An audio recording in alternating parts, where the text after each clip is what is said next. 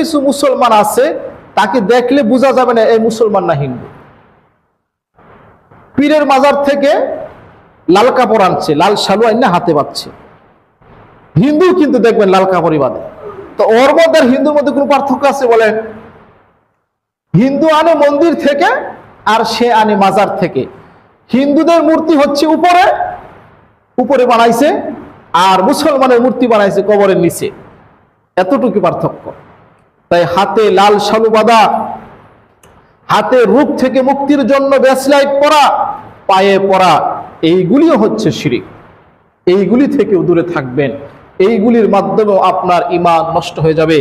এজন্য বলেছিলাম যে নামাজি হতে পারেন, হজ করতে পারেন, দান সাদকা করতে পারেন, অনেক রাতে আপনার তাহাজ্জুদ থাকতে পারে, কিন্তু যদি আপনার ভিতরে শিরক থাকে তাহলে আপনার